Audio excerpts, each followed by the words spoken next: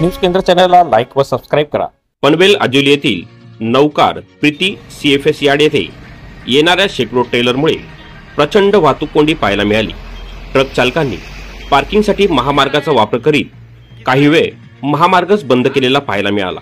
त्या ठिकाणी आपत्कालीन सेवा देणाऱ्या वाहनांना वाहतूक कोंडीत अटकलेले पाहिले असता पत्रकार प्रेरणा गवण, रोहिता साळुंके व साबीर शेख यांनी घटनास्थळी धाव घेतली। सदर वाहतूक कोंडी नौकार CFS यार्डमुळे होत असल्याने रस्त्याच्या दोन्ही बाजूला 30 ते 25 मिनिटे वाहतूक कोंडी ठप्प झालेली पाहायला मिळाली। यावेळी मात्र वाहतूक नियंत्रण करण्यासाठी कुठल्याही प्रकारची व्यक्ती व्यवस्था नसल्याने पत्रकारांनी यावेळी स्वतः त्या ठिकाणी वाहतूक नियंत्रण केले। त्यावेळी वृत्तसंकलन करताना महिला पत्रकारांनी प्रयत्न केले असता त्या ठिकाणी कशाला आमच्या कंपनीचे शूटिंग करता, मी पण तुमची शूटिंग करेल असे सांगत वृत्तसंकलनाच्या ठिकाणी अडथळा निर्माण करू लागले। सदर घटनेबाबत CFS यार्ड अधिकारी जैन यांना माहिती पोलीस प्रशासनातर्फे कळवल्यानंतर कुठल्याही प्रकारचा सहयोग मिळाला नाही। अनेक वेळा पोलीस महिला अधिकाऱ्यांनी केलेला कॉल त्या जैन नावाच्या अधिकाऱ्याने स्वीकारला नाही। या सर्व प्रकारच्या बाबतीत वाहतूक नियंत्रण कक्षाच्या वरिष्ठांना माहिती दिली असता चौकशी करून योग्य ती कारवाई केली जाईल असे पत्रकारांना आश्वासन देण्यात आले। यावेळी पत्रकारांनी नियमबाह्य पद्धतीने CFS यार्ड चालवणाऱ्या लॉजिस्टिक यार्डचे परवाने रद्द करावे, बेकायदेशीर वाहतूक कोंडी करणाऱ्या ट्रक चालकांवर व कथित सुरक्षारक्षक गावगुंडांवर कठोर कारवाई करावी व पत्रकार सुरक्षा कायद्यानुसार पत्रकारांना न्याय द्यावे असे सांगण्यात आले। बाहेर ले गाडी।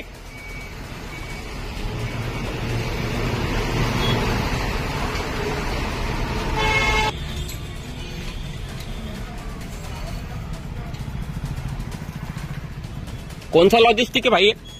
ये लॉजिस्टिक कौन सा है? प्रीति ना? प्रीति लॉजिस्टिक का कौन है? आपका नाम क्या? मेरा नाम? हाँ, आपको नाम अंदर बैठे। आप कौन है यहाँ के इंचार्ज? सुरेंद्र जैन बैठे अंदर। क्या है वो? कौन बोलते? कौन है वो? Jain operation manager. हाँ, अंदर है। CFS यार्डच्या प्रमुख द्वारापासून महामार्गापर्यंत एक गृहस्थ जाईल अशी ही जागा उपलब्ध नसल्याने प्रवेशद्वारापासून तर महामार्गापर्यंत प्रचंड वाहतूक कोंडी असल्याने महामार्ग ते CFS यार्ड प्रीति लॉजिस्टिक पर्यंत पूर्णपणे वाहतूक कोंडी ठप्प झाल्याने ही वाहतूक कोंडी पाहायला मिळाली। यावेळेस पोलीस प्रशासनाने ही वाहतूक कोंडी दरवेळीची असल्याने आम्ही जास्तीत जास्त दंड करू शकतो, बाकी आमच्याकडे कुठले पर्याय उपलब्ध नसल्याचे सांगत गुन्हा दाखल करणे हा एकमेव पर्याय यावेळेस आम्हाला वापरण्यात येतो असे सांगितले। बंधू, तुम्ही लोक इथं कंट्रोल नाही का ट्रॅफिकला? हा, हे असं यार करू नका ना तुम्ही। यांना सांग, मी आता याला सिनियर पीआयला बोलवलंय, सतपाल साहेबांना बोलवलंय। आपको गाड़ी निकालना है कि नहीं निकालना है? अरे साहब निकाला, मेरे को साला चिंता करने का है। तुम अभी गाड़ी ट्रैफिक कर रहे, तुम्हारे को पता नहीं है क्या? ट्रैफिक का मैं गोल गोल घुमा, तुम्हारा ड्राइविंग लाइसेंस कैंसिल करने लगाऊंगा मैं। घुमा के लेके आया ना। तुम अभी किधर भी लाओ, रास्ते पे गाड़ी लगाने का नहीं, तुमने गाड़ी रास्ते पे लगाया है अभी। चल उधर से।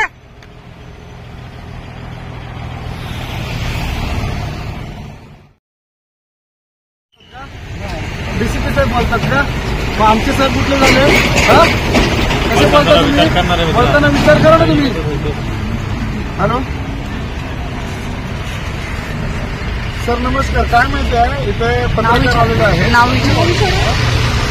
तर तुमचं जे आम्ही फोन लावून दिलेलं आहे ते महिलांच्या उत्तरपर्यंत बोलत होते, त्यांच्यासाठी वगैरे करत होते, आता कसं आहे ते फक्त की आम्हाला यांच्यावर गुन्हा दाखल करायचा आहे आणि हा आता बोलता त्यांच्यासमोर असा फोन लावून दिला की तुमचे साहेब आहेत। साहेब कसं माहिती समोरचा सर कोण नाव सांगा ना? त्यांचे साहेब, आपले साहेब ते बोलतात ना, तुमचे साहेब? नाव रिटायर ACP ठोंबरे साहेब आहेत। रिटायर आहेत ना? बोला साहेब। कोण? तो जे महिला कसं सर रस्ता त्यांनी तुमच्या गाडीवर रस्ता ब्लॉक झाल्यामध्ये महिला वगैरे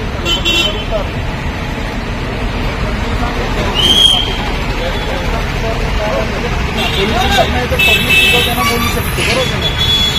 विचारलं असं ना तुमचं माणूस विचारलं ना साहेब, अर्धा तास महिला पत्रकारांनी ट्रॅफिक काढली.